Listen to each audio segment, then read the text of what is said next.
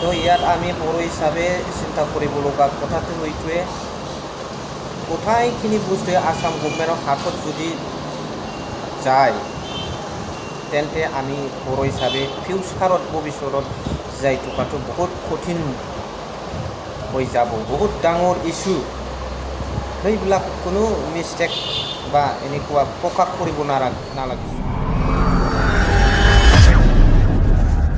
Hello everyone, once again welcome back to the channel. दिनैनि गोदान video नोंथांमोनखौबो बरायहरबाय।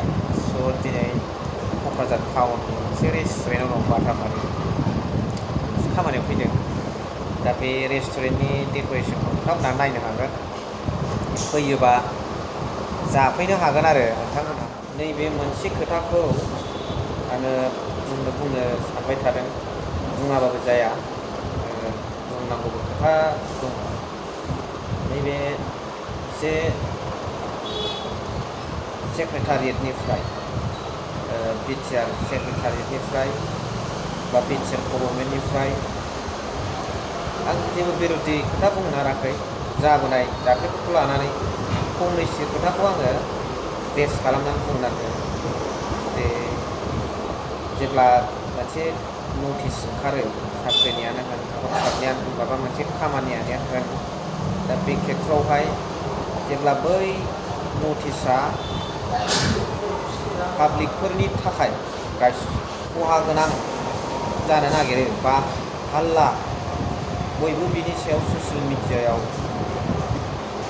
खोथा बेनि बिरुद्धियाव खोथा बुंनो नागिरो, अब्ला बिटिआर सरकारनिफ्राय मोनसे बेनि रिएक्सनाव जोङो फोसावफिननायखौ नुनो मोनो।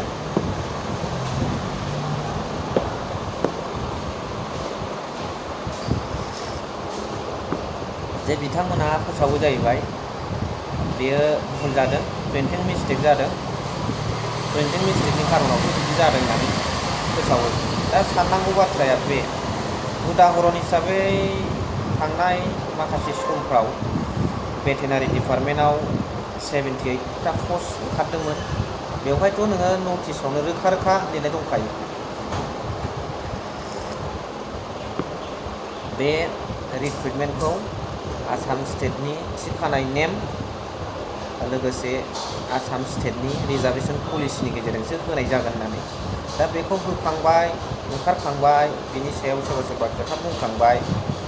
बेनिफ्राय घटनाया आलादा धरनै थांनायनि उनावसो प्रिन्टिं मिस्टेक होननाया एसे उसुबिदा।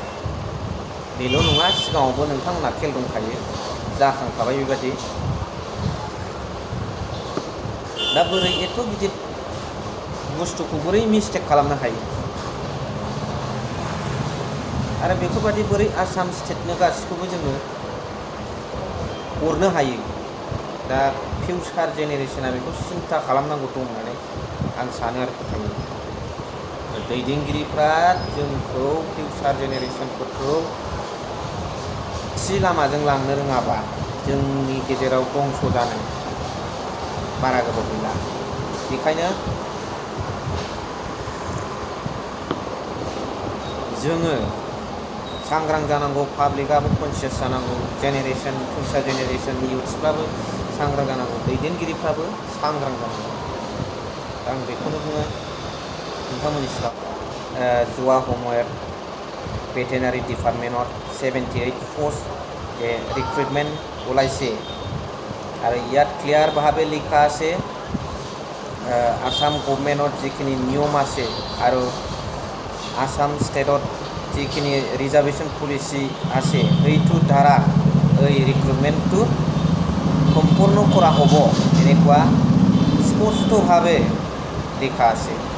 তো ইয়াত আমি बर' হিসাবে চিন্তা কৰিব লগা কথাটো এইটোৱে, গোটেইখিনি বস্তুৱে আসাম গভৰ্নমেণ্টৰ হাতত যদি যায় তেন্তে আমি बर' হিসাবে ফিউচাৰত ভৱিষ্যতত যাই থকাটো বহুত কঠিন হৈ যাব বুলি মই ভাবিছোঁ। যেতিয়া বিটিআর গভর্নমেন্টের পৰা নটিস ওলায়, তেতিয়াহ'লে যদি এই নটিসে ৰাইজৰ কাৰণে বা উন্নতিৰ বিৰোধী যদি হয়, বা ছ'চিয়েল মিডিয়াত কিছুমান লিডাৰসকলে বা মানুহ হলে ইয়াৰ বিৰোধীত কথা কয় তেতিয়াহ'লে প্ৰিণ্টিং মিষ্টেক বুলি কোৱা আজিৰ দিনত এবাৰ নহয় দুবাৰ তিনিবাৰ হৈ গ'ল এনেকুৱা বহুত ডাঙৰ বস্তুটো বহুত ডাঙৰ ইছ্যু সেইবিলাক কোনো মিষ্টেক বা এনেকুৱা প্ৰকাশ কৰিব নালাগিছিল তথাপিও এনেকুৱা চিষ্টেমটো হৈ থকাটো আমি দেখিবলৈ পাই আছোঁ তো আমি বহুত সাৱধান হওক কনচিয়াছ হ'ব লাগিব আহি থকা ফিউচাৰ জেনেৰেশ্যনৰ কাৰণে আমি বহুত কাম কৰিব লগা আছে সেইকাৰণে মই আমাৰ লিডাৰসকলক মোৰ তৰফৰ পৰা ৰিকুৱেষ্ট কৰিছোঁ যাতে এনেকুৱা চিষ্টেমটো আমাৰ অঞ্চলত থাকিব নালাগে যাতে বড়ো হিচাপে যাই থকাৰ ক্ষেত্ৰত উন্নতি হোৱাৰ ক্ষেত্ৰত যাতে কোনো বাধা নাহে সেইটো ভগৱানৰ ওচৰত ৰিকুৱেষ্ট আৰু লিডাৰসকলক ৰিকুৱেষ্ট কৰি পেলাই আজিৰ ভিডিঅ'টো ইমানতে সমাপ্ত কৰিলোঁ এই ৰেষ্টুৰেণ্ট নাম আস্থা ৰেষ্টুৰেণ্ট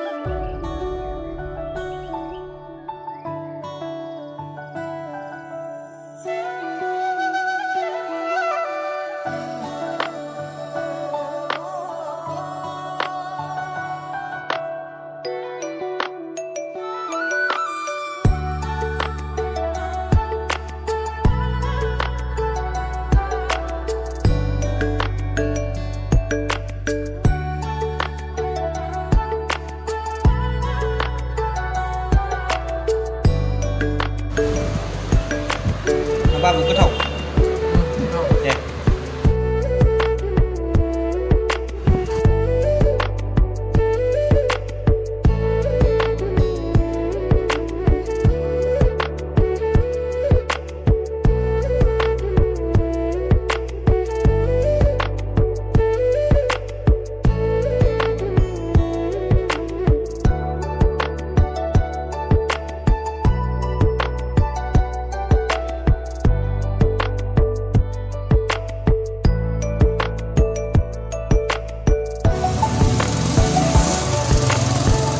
गोबावसैना आदा रेस्टुरेन्ट खुलिनाया बोसोरसे जानोसै ओरै दामग्राबो दंजोबो नायनो हागोन नोंथांमोना डेक'रेसनखौ